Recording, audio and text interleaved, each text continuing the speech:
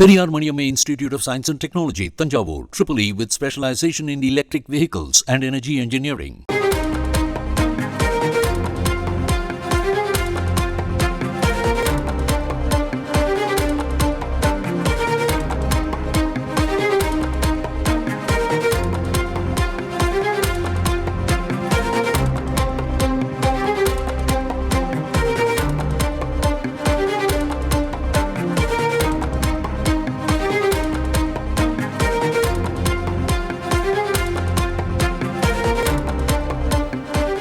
அண்மைச் செய்தி. அரசு விரைவு போக்குவரத்து கழக பேருந்துகளில் கடந்த ஏப்ரல் 1ஆம் தேதி முதல் மின்னணு பயணச்சீட்டு இயந்திரம் மூலம் பயணச்சீட்டு வழங்கப்பட்டு வருகிறது. இந்த சூழ்நிலையில் டிஜிட்டல் பரிவர்த்தனையை ஊக்குவிக்கும் நடத்துனர்களுக்கு பரிசு வழங்கப்படும் என போக்குவரத்து கழக மேலாண் இயக்குநர் சுற்றறிக்கை அனுப்பியிருக்கிறார். அது பற்றிய மேலும் விவரங்களை செய்தியாளர் பாஸ்கர் கூற கேட்கலாம். வணக்கம் பாஸ்கர், இதற்காக பிரத்யேக பட்டியல் ஏதேனும் தயாரிக்கப்பட இருக்கிறதா?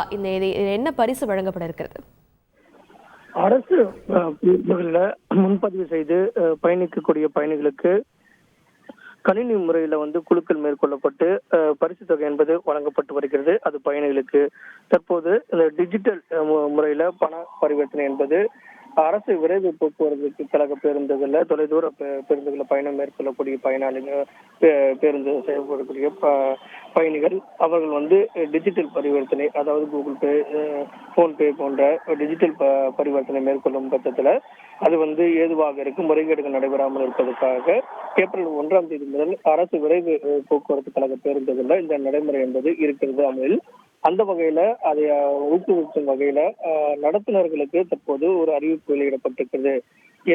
ஒவ்வொரு மாதமும் எந்த நடத்துனர், அதாவது அரசு விரைவு பேருந்துகள்ல அதிக அளவுக்கு டிஜிட்டல் பண பரிவர்த்தனை மேற்கொள்ளப்படக்கூடிய நடத்துனர்களை ஊக்குவிக்கும் விதமாக பரிசு தொகை என்பது வழங்கப்படும், பாராட்டு சான்றிதழ்கள் வழங்கப்படும் அப்படிங்கிறதா இந்த அறிவிப்பாக இருக்கிறது. அந்த வகையில நடத்துனர் பணம் வாங்காமல் அதாவது டிஜிட்டல் பணவர்த்தனை மூலமாக பயணிகளிடம் பணத்தை பெறுவதற்கு பதிலாக இந்த டிஜிட்டல் முறையில பணம் பெற்றுக்கொண்டு அதை ஊக்குவிக்கும் வகையில செயல்பட்டால் அவர்களுக்கு பணம் வழங்கப்படும், அதே போல பாராட்டு சான்றிதழ் வழங்கப்படும் அப்படிங்கிற சுற்றறிக்கை தற்போது வெளியிடப்பட்டுள்ளது. விரிவான விவரங்களுக்கு நன்றி Bhaskar. Periyar Maniamma Institute of Science and Technology, Tanjavur, EEE with specialization in electric vehicles and energy engineering.